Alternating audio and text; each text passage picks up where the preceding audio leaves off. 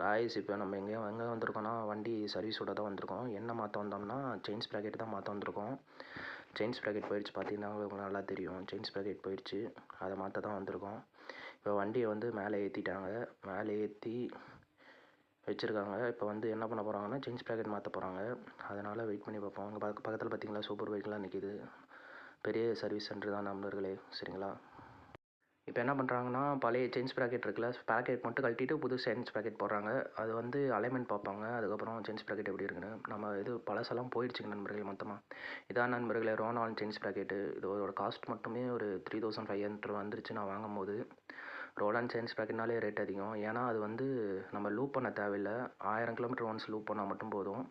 அதனால தான் எல்லாருமே ரோலாண்ட் செயின் ஸ்ப்ராக்கெட் வாங்குறாங்க. பார்த்தீங்களாலே தெரியும், இங்கே Z900லாம் சர்வீஸ் பண்ண வந்திருக்காங்க. சென்னை ரெஜிஸ்ட்ரேஷன் வண்டி நல்லா பலன்னு இருக்குது நண்பர்களே, ஒரு நாள் வாங்குவோம். இப்போ என்ன பண்ணிட்டாங்கன்னா அதில் இது பண்ணிட்டாங்க, டயரை எடுத்துகிட்டு வந்துட்டாங்க. மாற்றினது செயின் ஸ்ப்ராக்கெட் மாற்றினது பார்த்தீங்களா, அது சுற்றுது பார்த்தீங்களா நண்பர்களே. எனக்கு மட்டும் இங்கேருந்து பார்த்தா வண்டி எதாவது ஆக்சிடென்ட் ஆன வண்டி மாதிரியே இருக்குல்ல. இதான் இப்போ வந்து பழைய இது எடுத்துகிட்டு இப்போ புதுசு மாற்றிருக்காங்க, ஸ்ப்ராக்கெட் மட்டும். ஓகேவா, ஸ்ப்ராக்கெட் மட்டும் மாற்றுறாங்க. இது யூஸ் பண்ணி மிஷின் யூஸ் பண்ணி. இதுதான் நண்பர்களே ஆஃப்டர் லுக்கு. செயின் ஸ்ப்ராக்கெட் ரோலானில் மாற்றினதுக்கப்புறம் இதுதான் லுக்கு. வண்டி எப்படி இருக்குது, மாசாக இருக்கா. முதல்ல அந்த செயின் ஸ்ப்ராக்கெட் வந்து மெஷர் பண்ணுறாங்க எந்த அளவுக்கு இருக்குன்னு. அதுக்கப்புறம் மாட்டினதுக்கப்புறம் இதுதான் நம்ம ஃபைனலி லுக்கு, நம்ம வண்டியோட லுக்கு. அதுக்கப்புறம் நான் வந்து சொல்லியிருந்தேன் இது மாற்றணும்னு, நம்பர் பிளேட்டு இது மாற்றணும், டெயில் டெடி இதெல்லாம் மாற்றணும். அப்படியே நம்பர் பிளேட்டு மாட்டவும் வந்திருக்கோம். நம்பர் பிளேட்டு இண்டிகேட்டரோட சேர்த்து மாட்ட வந்திருக்கோம். அப்புறமேட்டு நம்பர் பிளேட் மாட்டினது பார்த்தீங்களா தெரியும், VR46 நம்பர் பிளேட் இருக்கும். Number plate holder.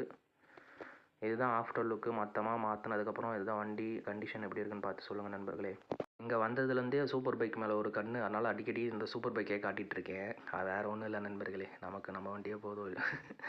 இன்னொரு வண்டியில் இங்கே பார்த்தீங்கன்னா வண்டி வந்து கொரியர் அனுப்புறதுக்கோசரம் பெட்ரோல் எடுத்துகிட்டு இருக்காங்க. பெட்ரோல் எடுத்து முடிச்சதுக்கப்புறம் தான் கொரியர் அனுப்ப முடியும், ஓகேவா. அதனால் பெட்ரோல் வந்து எடுத்துகிட்டு இருக்காங்க. என்ன பண்ணிகிட்டு இருக்காங்கன்னா டியூப்பை போட்டு அதில் வந்து ஏரை கொடுக்குறாங்க. ஏர் கொடுத்தோன்னே அதில் இருக்க பெட்ரோல் வந்து உரியிற மாதிரி, சக் பண்ணி உரியிற மாதிரி அந்த மெத்தடில் எடுத்துகிட்டு இருக்காங்க. அதை தான் நம்ம பார்த்துட்ருக்குறோம். பார்த்தீங்கன்னா பெட்ரோல் வந்துடுச்சு. பெட்ரோல் இந்த மாதிரி மெத்தடில் எடுக்கிறாங்க. ஆனால் நிறையா பெட்ரோல் வேஸ்ட் ஆகிடுச்சு. இதுக்கு முன்னாடி பார்த்துருந்தீங்கன்னா தெரியும், இதுக்கு முன்னாடி வீடியோவில் அது நான் சொல்லியிருப்பேன். நிறைய பெட்ரோல் வேஸ்ட் ஆகிடுச்சு. இப்போ தான் எடுத்துகிட்டு இருக்காங்க கரெக்டாக.